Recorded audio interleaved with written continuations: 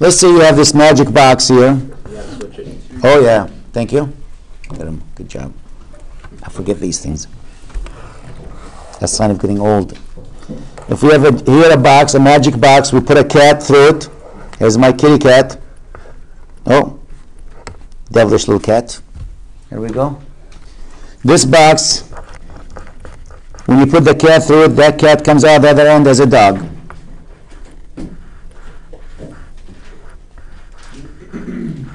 That's a dog. There's the ears. All my animals look the same. Can't draw anything. The cat, that's only because it's a circle with two horns on it, that's it. Now the inverse function, what do you think it's going to do? If we feed that dog to the function, goes through that box there, the inverse is my dog, is going to come out as what? Back to the cat. That's what the inverse function. It will undo what this one did. When it comes to art, I have zero talent. I wish I had some talent, but I don't have any. My So, dog looks like a rabbit, if that makes you feel better. well, can't be worse than this. They all look pregnant. I always draw them with a big belly, with a tail, and I don't know. Doesn't matter what animal, they all look the same. Now, how do we find the inverse? We do color steps. First one, we interchange x and y. Well, first, if you have f of x, you know what, let me just make the first step, change it. If you have f of x equals a function, I change f of x to y, just in case. Then step number 2, interchange x and y, swap them. X becomes y and y becomes x. And step number 3, solve for y. Once you do that, you get your inverse. So the function y, when you get it, that's really the inverse function now.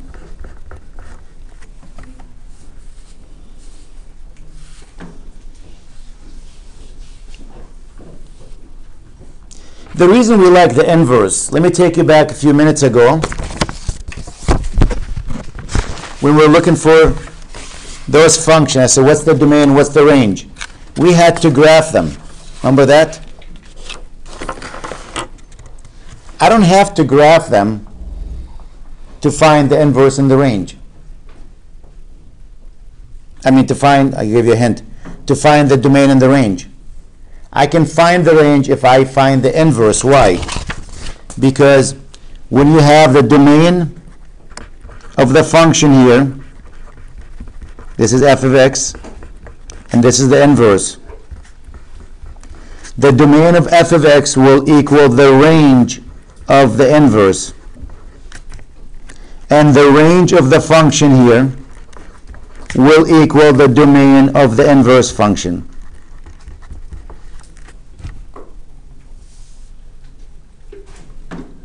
That's what's going to happen. Why? Because you interchange x and y.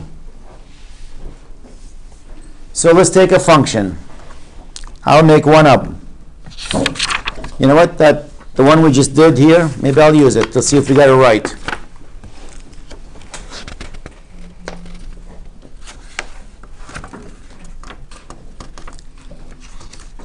Where'd you go? We'll use this one. Start with this one. We know what the domain and the range. Let's see if we got it right. So here's my f of x, or y, or f of x, equals the square root of x minus 4. Find the inverse of that.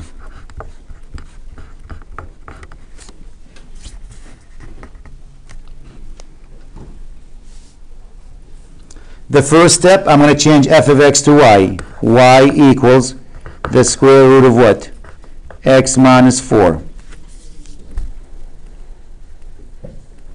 Interchange x and y. Swap x and y. X equals the square root of what? Y minus 4. And what's step number 3? Solve this one for y.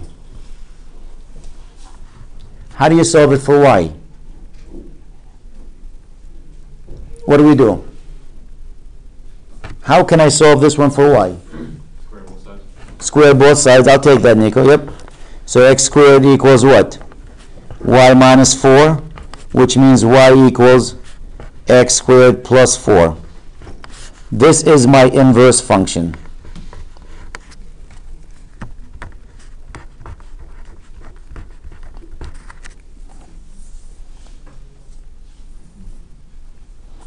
So let me look at f of x, which is the square root of what?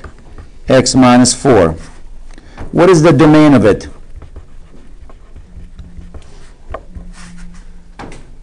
What's the domain of that function?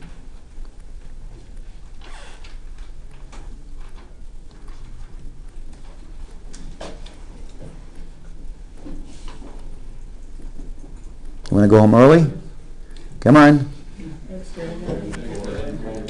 That's it. X is greater than or equal to 4. I got to bribe you there. Let's look at the inverse function while we add it, which is what? X squared plus 4. What's the range of the inverse function?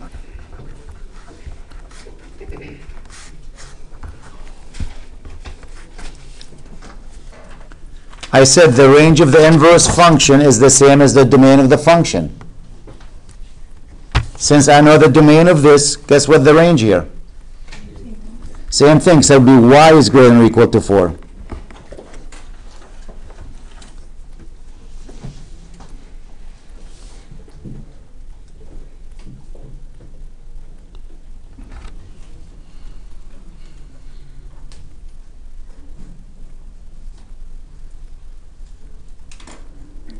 Now remember we did this one? What was the range for that one?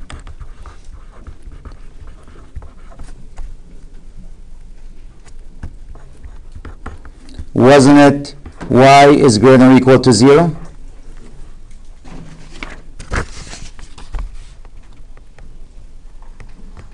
We graphed it, we found that. Guess what the domain of the inverse? I have to use x is greater than or equal to 0 if I want this to be the inverse of that. The domain of this has to equal the range of this has to equal the domain.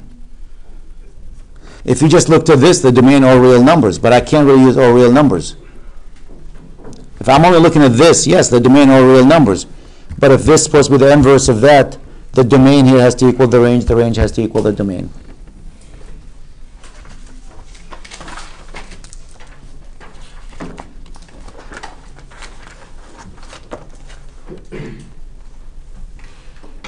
Let's try another one.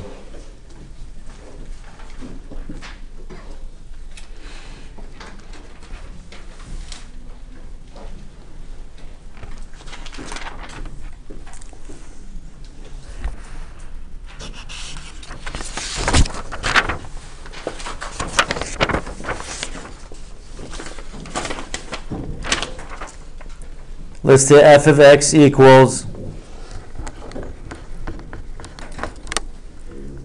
4 times x minus 2. And again, you can write that as what? 4x minus 8. Let's find the inverse. Step number 1, change f of x to what? Y equals 4x minus 8.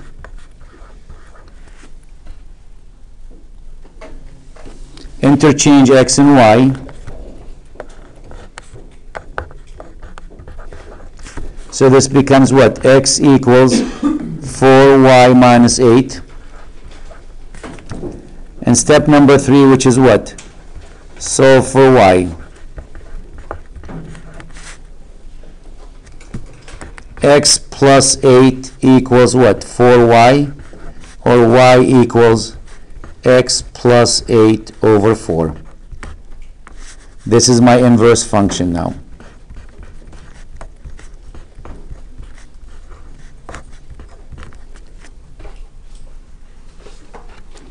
So this is my function, 4x minus 8. This is the inverse function,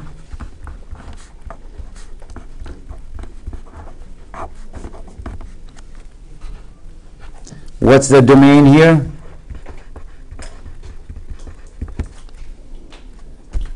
Is it all real numbers?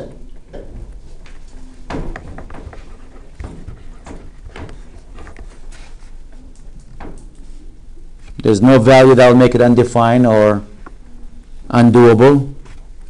What is the range here? If you were to graph it, that's a straight line. So it's going to be from negative infinity to infinity. Since the domain becomes the range and the range becomes the domain, so my answers for the inverse function, they'll be the same. This is actually that. And the range will be the domain, which is negative infinity to infinity.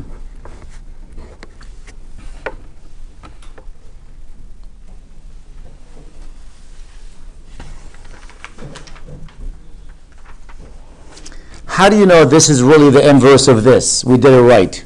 Is there a test we can use to see if that's correct? And the answer is yes. If I give you two functions, can you tell me, is this the inverse of that? Did we do it correctly? Just because I said these are the rules, that doesn't mean I'm right. Just because on the web, it doesn't mean it's correct. On the web, it says I'm the 4th president of the United States. I served 12 terms, the longest serving president. It's quite a run. Yep. I was 6 years old when I became the president, you know. So we can put any stuff on the web. Just because we see stuff on the web or we see some stuff, that doesn't mean really it's accurate. So let's test to see, is this the inverse of that?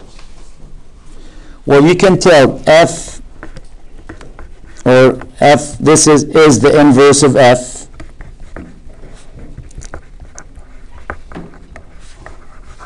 If it meets this condition, if you take the function of the inverse, the result will give you x, if they are the inverse of each other. Or if you take the inverse of the function,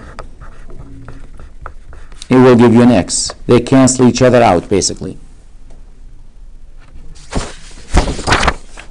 If you don't believe me, let me take you back to trig. When we used to tell you, what is the inverse cosine of cosine 30 degrees? Remember what the answer to that? You used to go to your calculator, because these are supposed to cancel each other out. That's the inverse of this. If I'm right, my answer should be 30 degrees. Where's my calculator? Here's my calculator. Let me take the cosine of 30 first. Cosine of 30 degrees. Get the answer to that. Can you see it?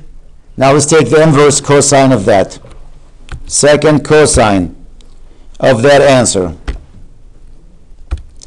If it gives me 30 degrees, then these two are the inverse of each other. What do you know? They're supposed to cancel each other out. The log and 10 to the x, or the natural log and e to the x, are the inverse of each other.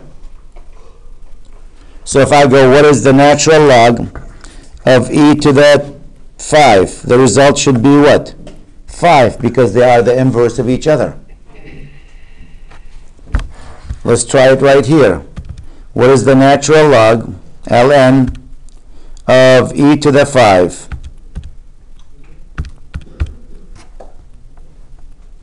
Remember, the natural log and e are the inverse of each other. The result should be 5. It is 5. So that's how we test to see if one is the inverse of the other. So let's go back to my problem. I wrote f of x equals, what was it? 4x minus 8. And I said the inverse of that is what? X plus 8 over 4. So let me try and do f of the inverse of the function. And by the way, this is the composite function. That's why we looked at that. That's what that is.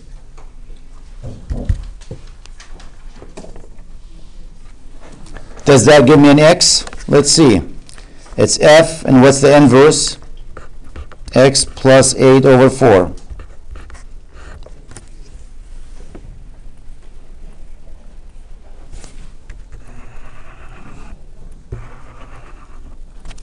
Go to this function now, the f function, and every time you see x, you're going to put what?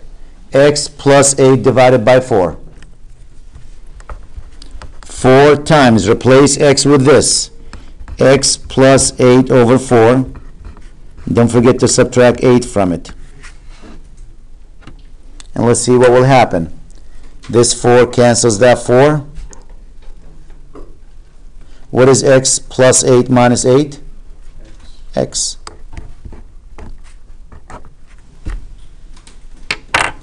If I do the reverse, if I do the inverse of the function,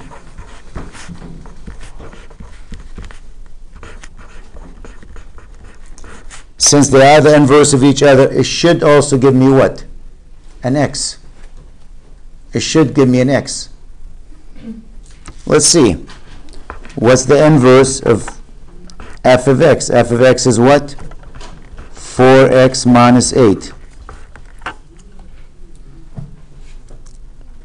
Go to this function, take x out and replace it with what? 4x minus 8 over, 4x minus 8. So that will be 4x minus 8, add the 8 to it, and divide it by 4. Replace x with 4x minus 8, right there. What's minus 8 plus 8? 0. You end up with 4x over 4, which is what? X. So they are the inverse of each other. That's our test to see if two functions are the inverse of each other.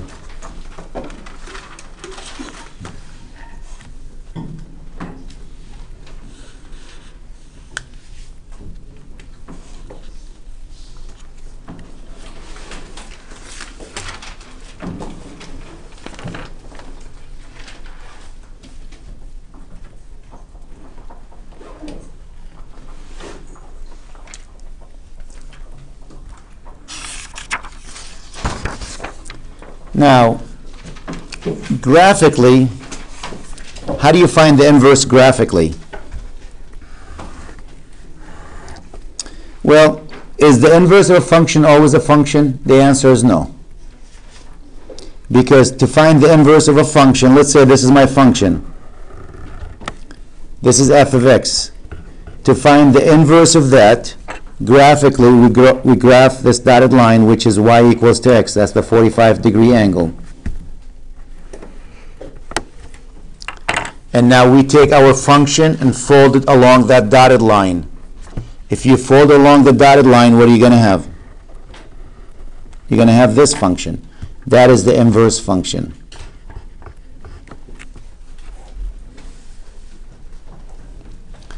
Is f of x a function here in this example? Yes. Is the inverse a function? Yes. Does every function has an inverse that's a function? The answer is no.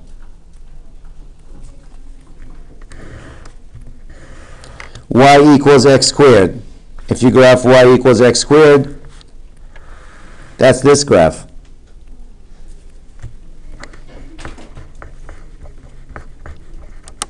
If you do the inverse of that, if you find the inverse of that, it's going to look like this. Is this a function? The inverse is not a function. So if you want your inverse to be a function, we only have to look at one piece of that. It has to be what? One-to-one function. What is a one-to-one function?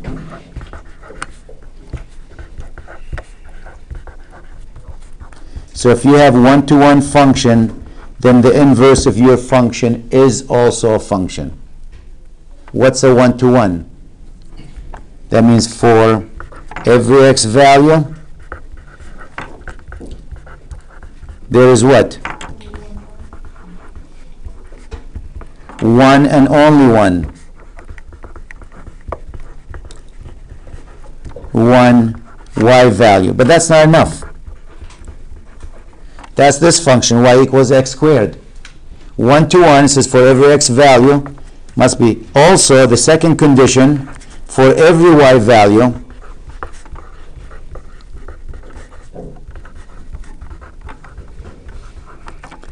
there is one and only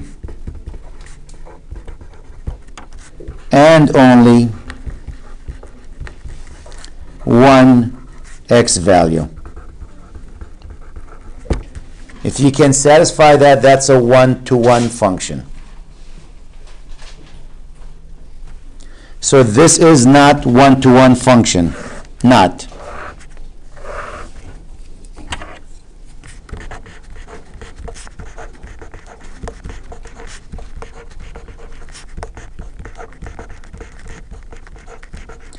Why? The first test, every x value, how many y values do you have for it? 1, right? It passed test number 1. But it failed test number 2. Why? Look at this y value. How many x value does it have? 2. That's not a one-to-one function. That one I graphed there, is this one-to-one function? Yes. Every x value has how many y value? 1. And every y value has how many x value? 1. This is a one-to-one function.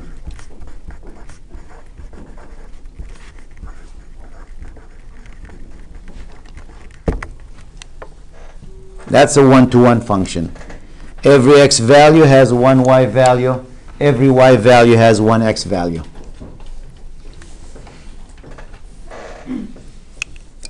And if you have one-to-one function, then when you find the inverse, your inverse is also a function. That's why we're talking about one-to-one function, because we want the inverse to be a function. If it's not one-to-one, I can't guarantee the inverse will be a function. So a lot of times, let's say for example, remember what the graph of sine x looks like?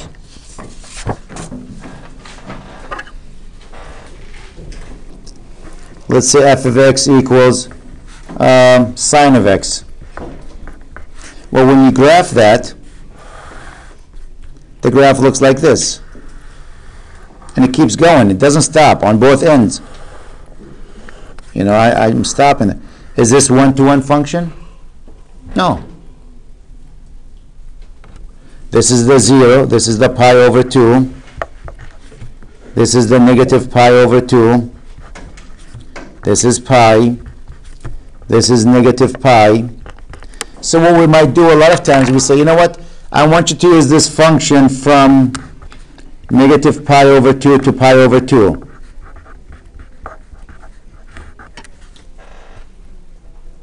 By doing that, what am I looking at?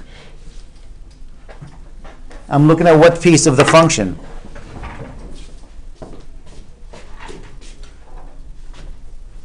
I'm looking at this piece now. Just that piece. Is that one-to-one? Yes. So now I can find the inverse if I'm interested in that. So that's why sometimes we put limitation on the function, because I want to make sure that function is one-to-one. So if I ask for the inverse of that, it will be a function.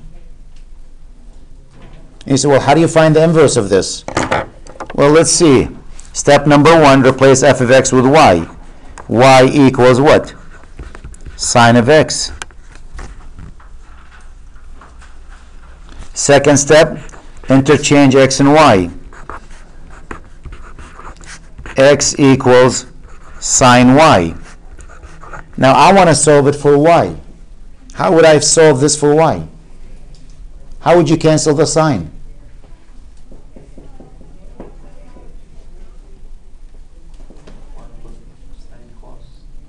Cosine?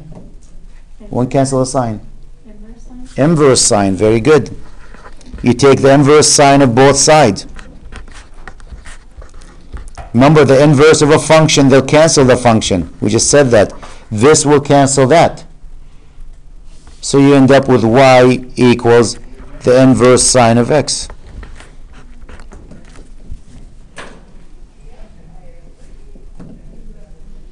Now again, looking at that picture, what's my domain here? That's my domain, right? for that function. What's my range for this function? From where to where? What is the smallest y value? What's the largest y value? From negative 1 to where? To 1. So for the inverse now, this is the inverse.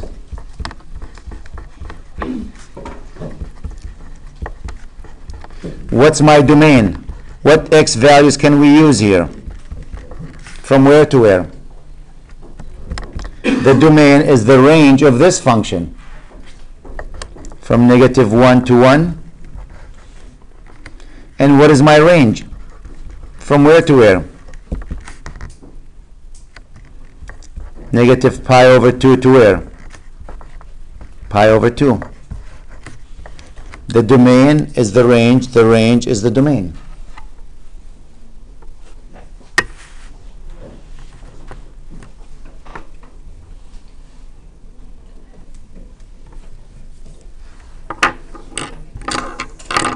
By the way, instead of inverse sign, don't be surprised that we write that arc sign. That's the same thing.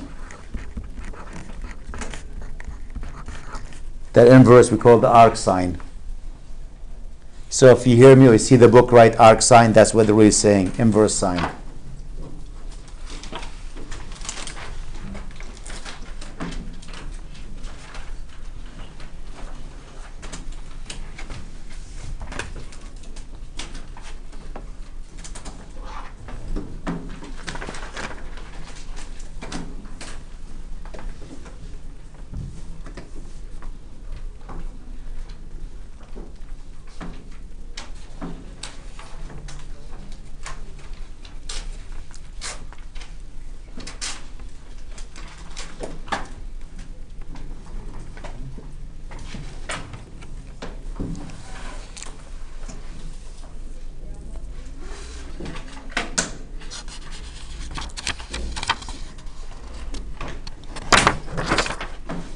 Let me see if I can pick a couple more problems. Since when I was talking about the trig, I looked at some of you and like you gave me that look, like you forgot your trig there. So let me ask you a few questions. Let's see if we can get the answers. I want to list all the answers between negative pi over 2 and pi over 2. I only want answers between these two because I'm looking at one-to-one function.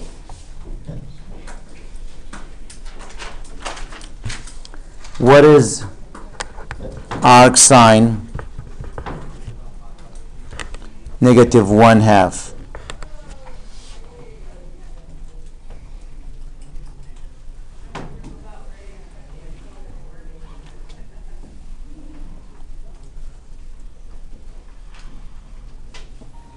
That means what?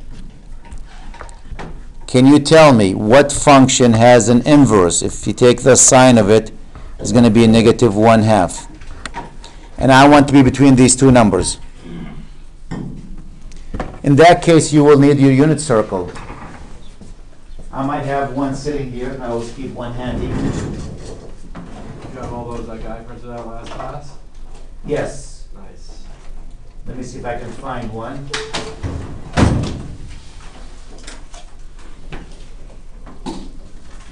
Oh, there we go. I have one color even. What function has, or what angle has a sine of negative 1/2? The sine is the second number.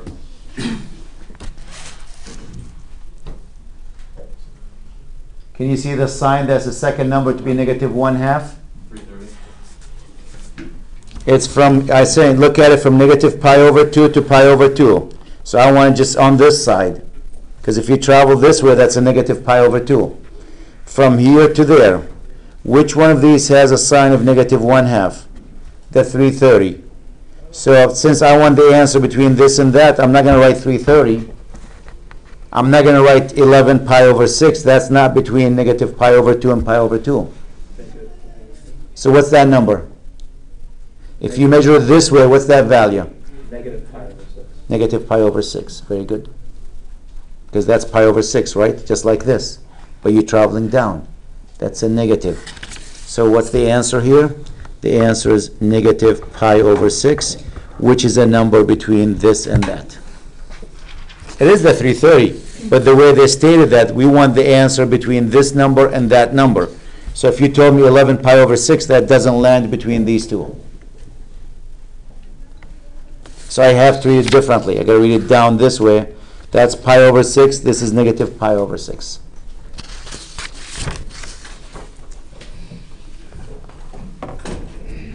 The same thing. I'm interested between minus pi over 2 and pi over 2. If I said to you, what is arc cosine of 0? That means give me the angle that has a cosine inverse.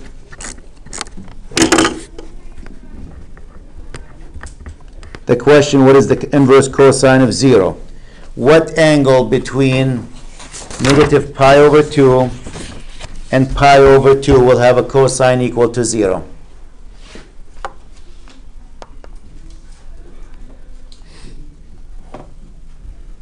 Now, if I still say between minus pi over 2 and pi over 2, how many answers you have? If I wanted between these two, it should be 2 answers. For the cosine, I probably will not say between these numbers. Why? Because I want my cosine to be a one-to-one function. Here's what the cosine function looks like.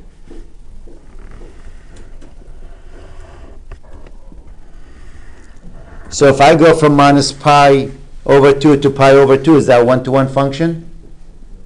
No. So for this, I probably have to change it for the cosine. I only want this piece.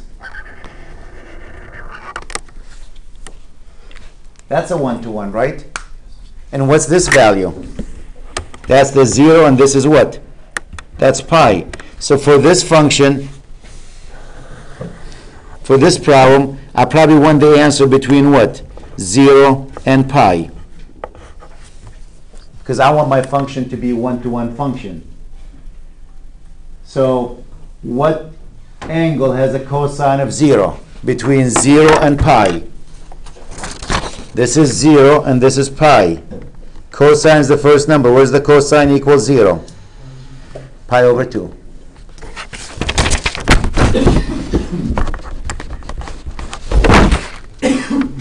So that's how we have to play that game, because you want that function to be a one-to-one function. You can't use the cosine from minus pi over 2 to pi over 2. That's not a one-to-one function. The sine has to be from minus pi over 2 to pi over 2, because the sine, the graph looks like this. And to be one-to-one function, you want to stay right there. From minus pi over 2 to pi over 2. For the cosine, you want to be between 0 and pi to be one-to-one.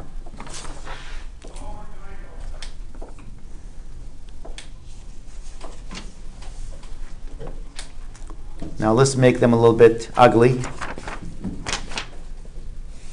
Not these. Worse than that. If I gave you this problem, arc tangent, I hate the word arc, by the way. I like the inverse.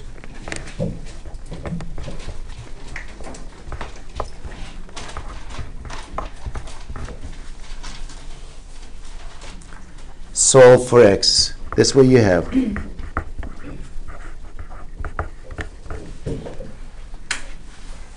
How do we solve that for x?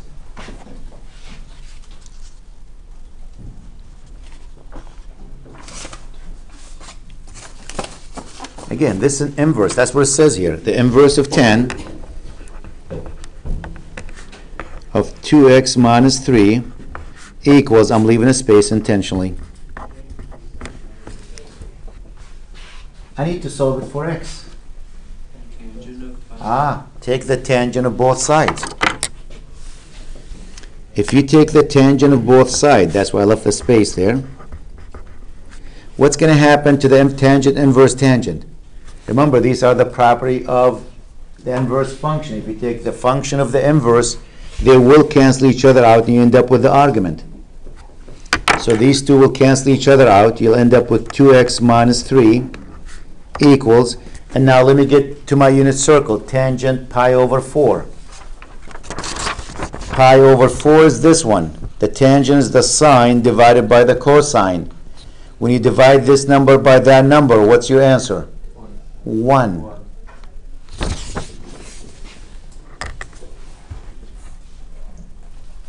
Take the minus 3 there, you'll have 2x equals what? 4. What's x equal to? 2.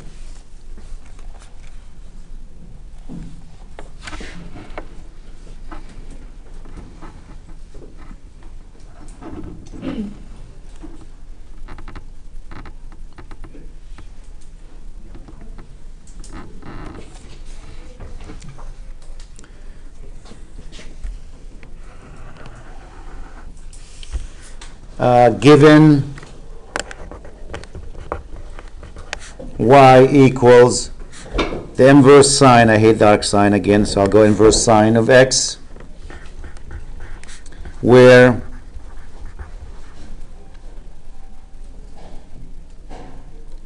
y between 0 and pi over 2.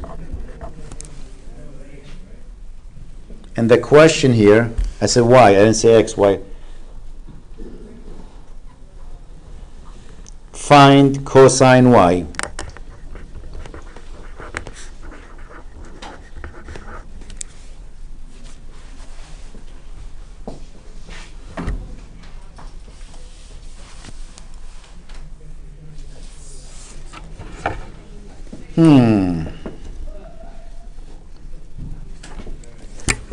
Let's look at this problem. Let's try to solve it.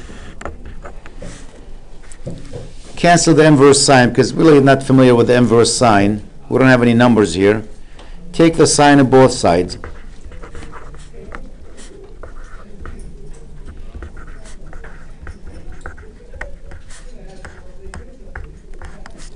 And what happens to the sine, the inverse sine?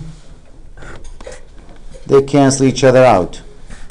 That's it. Sine of y equals x. Now, what does that mean? If I was to graph that, that tells me my angle is actually y. That's what tells me. The sine is what sides?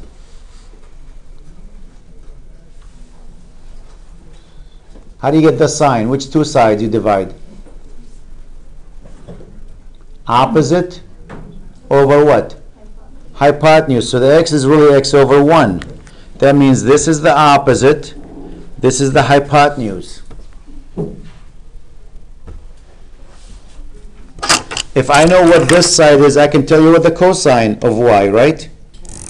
How do you find this side? What rule we use there?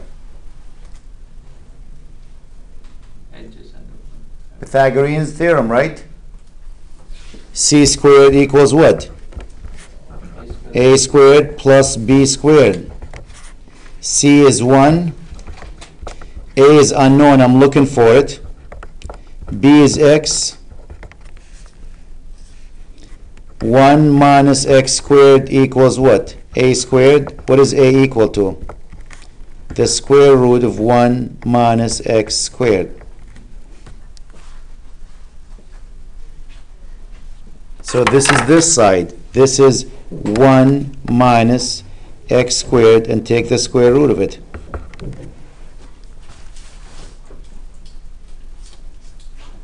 Can you tell me what the cosine of y is now? Cosine is what? The adjacent over the hypotenuse. What's the adjacent? The square root of 1 minus x squared. What's the hypotenuse? 1.